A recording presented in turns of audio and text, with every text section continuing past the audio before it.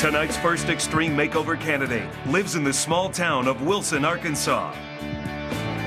Karen Lindley is 44 years old and about to be married for the second time. Pretty. That is so pretty. I'm sorry. I would love to be a pretty bride.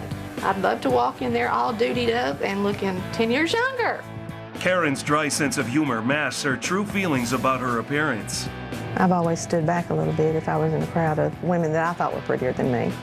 The first thing I think when I meet somebody is, I wonder if they're looking at my nose. I've had several breast surgeries that have left me a little uneven and much smaller.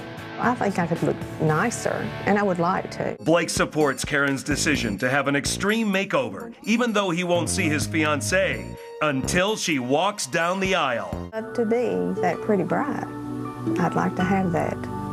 Oh, and all. Karen's dream is about to come true. You're leaving for Los Angeles. No! Because we're going to give you an extreme makeover and bring you home just before your wedding. Oh, this is so exciting. Yes. This will be so pretty. Yes. 24 hours later, Karen and Sandra are in Los Angeles. Karen is off to meet the first member of the Extreme team, Dr. Jon Perlman. Welcome to Beverly Hills. Thank you. Nice to meet you. Tell me how I can help you. I have always dreamed of having a nose job. What, is it the bump? Yes. Okay. I got that from my grandmother. In your case, I would not only want to lower the bony part of the bump, but I'll probably need to borrow some cartilage from an area that you don't need it in the septum and put what's called a strut in to keep your tip from falling back in as the bridge is lowered. You ever have a feeling that the skin is hanging on your eyes and affecting your vision? Especially in the mornings. Yeah. Get up puffy. Okay. Just a small bit of fatty promise, more on the left than the right, at least at this point in time. And we can take that out through a little incision on the lining of your eyelid. I've had 6 breast surgeries for fibroadenomas. I have an A and a B. I'd like them equaled out. I'd like a nice C. I don't want anything that looks, something to balance my hips. Now, a nice C could mean a small C, which is conservative, or a full C, which is almost a D, and that's somewhat top-heavy, but maybe acceptable if you have adequate skin for it. I don't want to be top-heavy. Good. I may have left something out, so if you have any questions, I do. What about this? Okay. I hate it in photographs. Now, what I see here is a combination of some extra skin and a modest, not a large enough, but a modest amount of fat. Mm-hmm. What I would recommend that we do is with a couple of hidden incisions, tiny incisions here, do a little liposuction. Not only remove some of that fat, but it tends to stimulate some skin shrinkage. So I think there's a relatively good benefit and very small risk in doing that. He made me feel very comfortable. He walked in and greeted me, looked me in the eye, all the things that good doctors do. Answered the questions, didn't make me feel intimidated at all. I was very comfortable. He gets an A+ from a nurse. That's pretty good. Now it's Karen is getting a nose job, a brow lift, the fat removed from her eyelids and chin, and breast implants. This morning, Karen is headed to Beverly Hills for plastic surgery. I'm not nervous. I know that I'm in good hands. I'll be glad when the pain's over, then it'll be fun. And I'll be glad to go back home and get married. Then Dr. Perlman marks Karen for surgery. Dr. Perlman begins Karen's surgery with the breast implants. And it's done through the simple incision in the underarm. The incision will end up being about 1 inch in size.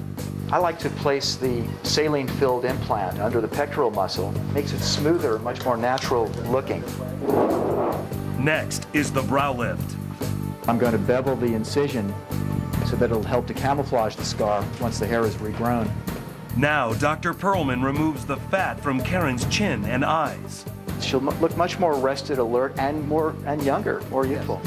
Finally, he moves on to her nose. We're going to be using this cartilage to enhance the shape of her tip.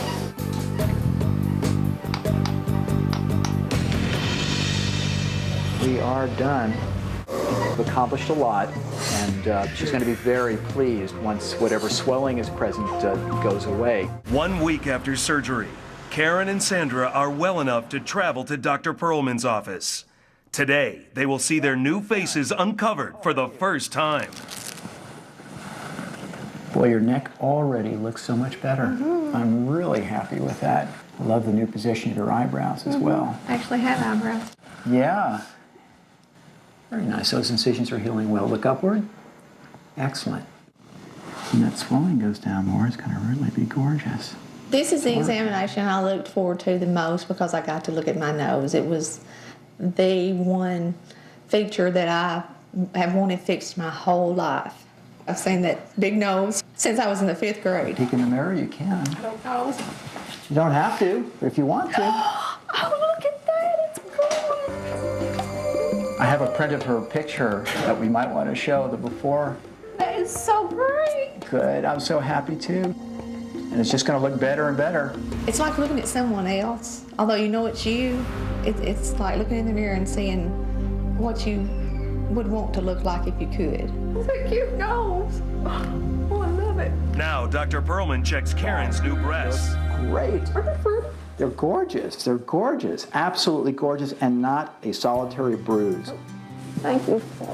I'm a girl from the country, and I can't believe that I'm here. I don't know why I was chosen, but it's a wonderful gift, and I appreciate it. This was Karen Lindley 7 weeks ago before her extreme makeover. I would love to be a pretty bride. I'd love to walk in there all dutied up and looking 10 years younger. I wanted to stand beside that handsome groom and be a pretty bride. Back in Wilson, Arkansas, normal wedding day jitters are magnified by knowing that Blake has no idea what Karen looks like. My heart rate's probably 150. I'm marrying the man of my dreams, and I get to do it in a beautiful gown. New face and body. I can walk down the aisle knowing that I look the absolute best I ever have in my life. It's gonna. Finally, it's time for Blake to see his new bride. I want to give her a big hug and tell her I love her because I miss her a lot. I can't wait to see the dress. She has described it to me, and it's like an Oscar-winning dress. I can't wait to see it. Karen's been gone 7 weeks, not that I'm counting. Then when it got down to 100 hours and they'd ask me at the hospital, how long is Karen gonna be gone? I'd say 98 hours. Blake's wait is finally over, and so is everyone else's. The wedding is about to begin.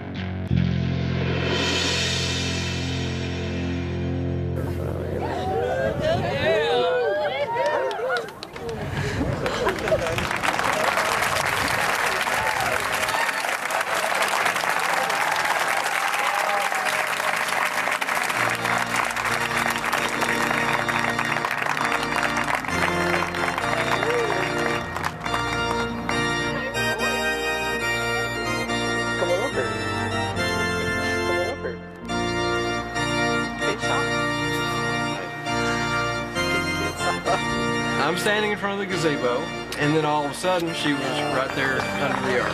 And my first instinct was to look around that pretty girl and see where Karen was. But it was obvious real soon that was Karen. Karen, will you take Blake to be your wedded husband in sickness and in health, in adversity and in prosperity, and to be true to him so long as you both shall live? I do. Well, one of my buddies was here and he's like, "You look pretty." And I was like, "Oh man, when we go to bars and stuff now, they're gonna say, 'Dude, your mom's hot.'" I was looking at her, I'm so happy for her, she's beautiful. I'm actually jealous now. Karen had a nose job, brow lift, liposuction under her chin, breast implants, LASIK eye surgery, her teeth whitened, and her hair colored and styled. Extreme Makeover has made her a beautiful, beautiful woman.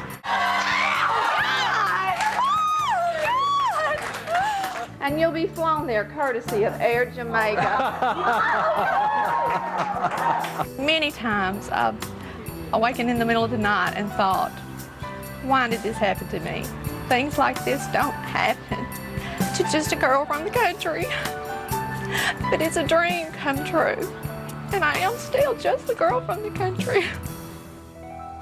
This is only the beginning for Karen and